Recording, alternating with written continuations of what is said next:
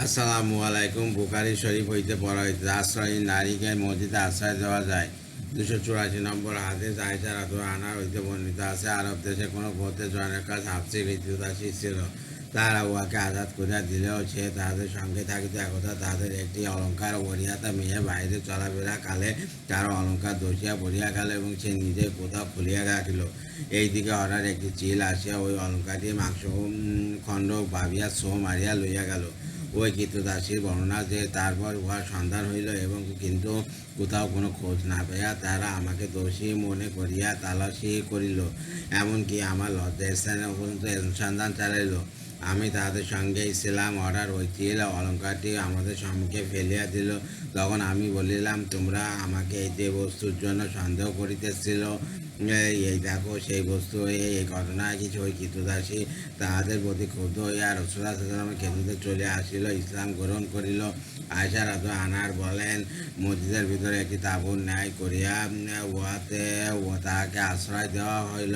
সে যখনই তো আমার নিকট আসিত, কথাবার্তার মধ্যে এই ছন্দটি বলিত, অলঙ্কার হারাইবার ঘটনা আল্লাহর কুদরতে একটি আশ্চর্যজনক লীলা। উহার অছিলায় আমি কুকুরের স্থান হইতে পরিত্রাণ পাইয়াছি। সর্বদা তাহার মুখে এই বাক্য শুনিয়া আমি একদিন এই বিষয়ে জিজ্ঞাসা করিলে সে পূর্ণ ঘটনাটি আমার নিকট ব্যক্ত করিল। প্রয়োজনে পুরুষ মসজিদে নিন্দা যাইতে পারে। রাসূলুল্লাহ সাল্লাল্লাহু আলাইহি ওয়াসাল্লামের সাহাবীদের মধ্যে একদল নিরভয় ও নিরাশ্রয় সর্বাকার লোক ছিলেন। নিজস্ব বলিতে তাদের কিছুই ছিল না। তাদেরকে আসাবে সোফা বলা হয়তো। সোফা হতো চবুতরা বারান্দা। তারা রাসূলুল্লাহ সাল্লাল্লাহু আলাইহি ওয়াসাল্লামের মসজিদের চবুতরায় দিবারাত্র কাটাইতেন এবং এলেম শিক্ষায় রত থাকিতেন। 285 নম্বর হাদিস আবু হুরায়রা রাদিয়াল্লাহু বর্ণনা করিয়াছেন, আমি 70 জন আসহাবে সোফাকে এইরূপ দরিদ্র অবস্থায় দেখিয়াছি যে তাহাদের মধ্যে কারোর পরিধানে দুটি কাপড় ছিল না। প্রত্যেকে শুধু একটি লুঙ্গি পরিহিত এবং একটি কম্বল দ্বারা সমস্ত শরীর আবৃত অবস্থায় থাকিতেন। ওই কম্বল কারোর শুধু হাঁটুর নিচে, কারোর পায়ের গিরার মোকাবিত হইত এবং কম্বল ছোট হওয়ায় উহার উভয় কিনারা ওই হাতে ধরিয়া রাখিতে হইত, যেন সতর খুলিয়া না যায়। 286 নম্বর হাদিস আব্দুল্লাহ ইবনে ওমর রাদিয়াল্লাহু যৌবন বয়সে যখন তাহার নিজস্ব ঘরবাড়ি ছিল না, বিবাহ করেন নাই, তিনি রাসূলুল্লাহ সাল্লাল্লাহু আলাইহি ওয়াসাল্লামের মসজিদ ঘুমাইতেন। 287 হাদিস সাউল ইবনে সাদ রাদিয়াল্লাহু বর্ণনা করিয়াছেন, একদা রাসূলুল্লাহ সাল্লাল্লাহু আলাইহি ওয়াসাল্লাম কন্যা ফাতেমার গৃহে আসিলেন। জামাতা আলী রাধারণকে না পাইয়া কোথায় গিয়াছেন জিজ্ঞাসা করিলেন। ফাতেমার উত্তর করিলেন, আমার সঙ্গে তাহার কথা কাটাকাটি হওয়ায় রাগান্বিত হয়ে আমার নিকট কিছু না বলিয়া তিনি কোথায় চলিয়া গিয়াছেন। রাসূলুল্লাহ সাল্লাল্লাহু আলাইহি ওয়াসাল্লাম একদিকে আদেশ করিলেন, আলী কোথায় গিয়াছে তলাশ করো। সে খোঁজ করিয়া আসিয়া আরজ করিল, তিনি মসজিদে শুয়া আছেন। রাসূলুল্লাহ সাল্লাল্লাহু আলাইহি ওয়াসাল্লাম মসজিদে আসিয়া দেখিলেন তাহার শরীরে অংশ খালি মাটির ওপর রইয়াছে, মাটি মাথা মাখা অবস্থায় তিনি নিদ্রামগ্ন আছেন। রাসূলুল্লাহ সাল্লাল্লাহু আলাইহি ওয়াসাল্লাম স্বীয় হস্তে তাহার শরীর ঝাড়িয়া বলিলেন, ওঠো এ আবু তরাব তো মাটি মাখা। রাসূলুল্লাহ সাল্লাম তাহাকে ওই অবস্থায় দেখে স্নবরে ওই রোগ সম্বোধন করিলেন। বিদেশ হইতে বাড়ি ফিরিয়া সর্বপ্রথম নামাজ পড়া।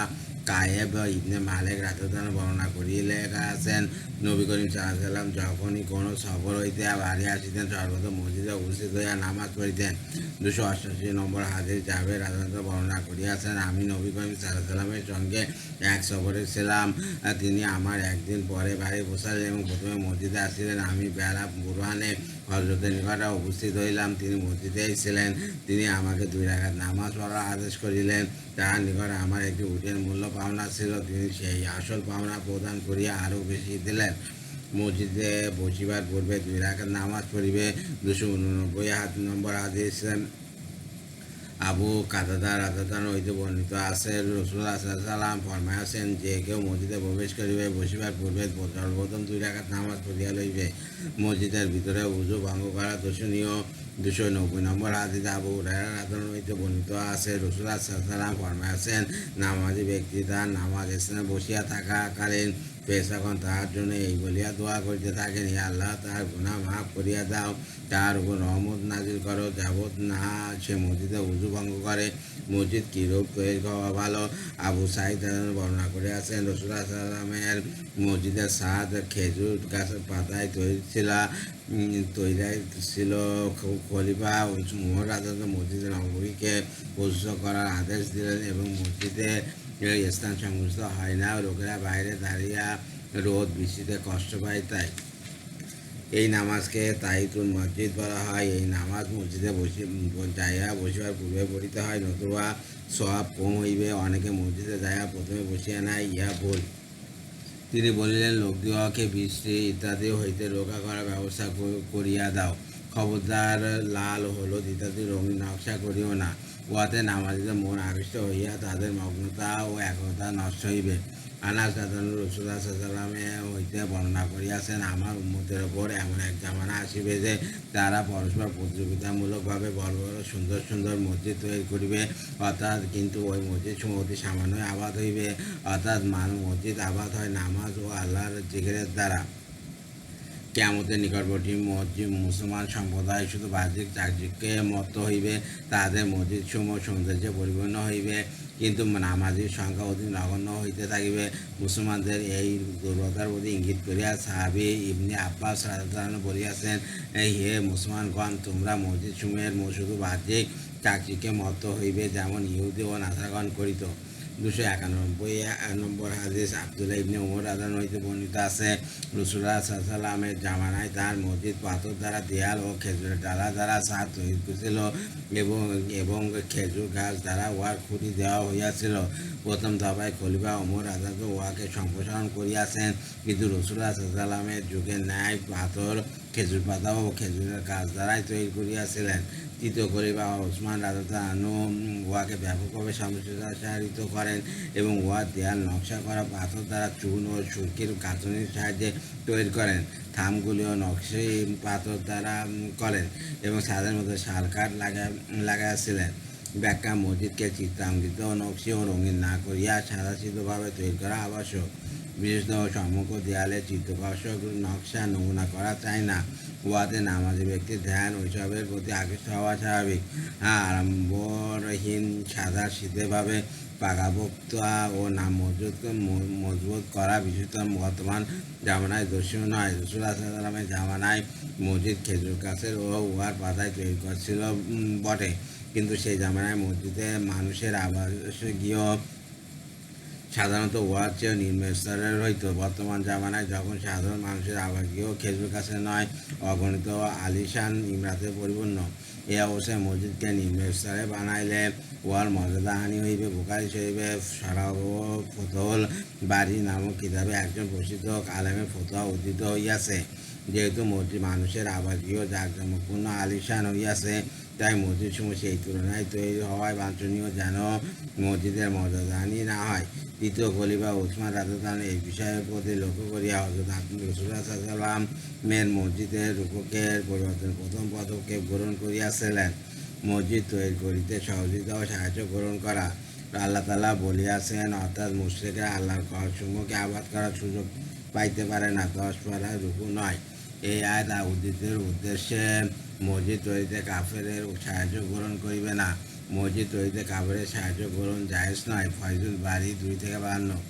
292 নম্বর হাদিস, আবু সাঈদ রাদিয়াল্লাহু আনহু বর্ণনা করিয়াছেন, রাসূলুল্লাহ সাল্লাল্লাহু আলাইহি ওয়াসাল্লাম মসজিদ তৈরির সময় আমরা একটি ইট বানিয়াছিলাম। আম্বার রাদিয়াল্লাহু আনহু দুইটি ইট আনিতেছিলেন। নবী করিম সাল্লাল্লাহু আলাইহি ওয়াসাল্লাম তাকে দেখিয়া স্নেহভরে তার গায়ের মাটি ছাড়িয়া ফেলিতে লাগিলেন এবং ভবিষ্যৎবাণী বলিলেন, পরিতাপের বিষয়, বিদ্রোহী দলের লোক আম্মারকে হত্যা করিবে, সে তাদেরকে আহ্বান করিবে বেহেশতের দিকে, আর তারা তাকে আহ্বান করিবে দোজখের দিকে। আম্মার রাদিয়াল্লাহু আনহু উহা শুনিয়া এই দোয়া করিতে লাগিলেন, আমি পথভ্রষ্টতা হইতে আল্লাহ সাহায্য প্রার্থনা করি, অর্থাৎ আমি আল্লাহর নিকট আশ্রয় চাই, আমার যেন আর্থিক পরিবর্তন না ঘটে, বিপদের কারণে যেন আমি পথভ্রষ্টতায় পতিত না হই। ব্যাখ্যা, আলী রাদিয়াল্লাহু আনহু ও মুআবিয়া রাদিয়াল্লাহু আনহু উভয়ের মধ্যে রাজনৈতিক মতবিরোধ ছিল, কিন্তু উহার বহু পূর্বে ইহুদীদের ষড়যন্ত্রে একটি সুসংবদ্ধ মুনাফিক দল রাফিজি ফেরকা নামে এর সৃষ্টি হইয়াছিল এবং গাঢ় ঢাকা দিয়া মুসলমানদের মধ্যে সামিল ছিল, অথবা ষড়যন্ত্রমূলকভাবে মিথ্যা প্রচারণার মাধ্যমে মুসলিম জাতির সুপ্রতিষ্ঠ শাসনকর্তা খলিফার বিরুদ্ধে বিদ্রোহ সৃষ্টি করিতে তারা প্রয়াস পাইয়াছিল। সেই বিদ্রোহী দলের সক্রিয় ষড়যন্ত্রে তৃতীয় খলিফা ওসমান রাদিয়াল্লাহু আনহু শহীদ হন।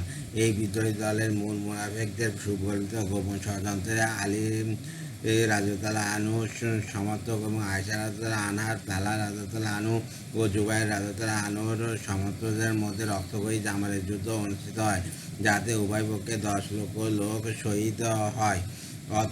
অতঃপর এই বিদ্রোহী দলটি হযরত আলী রাদিয়াল্লাহু আনহু ও মুয়াবিয়ার মধ্যে সংঘর্ষের সূত্রপাত করে এবং উভয় পক্ষের মধ্যে সিফিনের যুদ্ধ সংঘটিত হয়। আলোচ্য আম্মার রাদিয়াল্লাহু আনহু সবসময় আলী রাদিয়াল্লাহু আনহুর পক্ষে ছিলেন। তিনি সেই সিফিনের যুদ্ধে শহীদ হন। আম্মার রাদিয়াল্লাহু আনহু সম্পর্কে ভবিষ্যৎবাণীতে রাসূল সাল্লাল্লাহু আলাইহি ওয়াসাল্লাম ইহাও বলিয়াছেন, এ আমার সাহাবী দল তোমাকে হত্যা করিবে না, তোমাকে হত্যা করিবে বিদ্রোহী দলের লোক। মুসনাদে বাজ্জাত হইতে ওফাইল ওফা।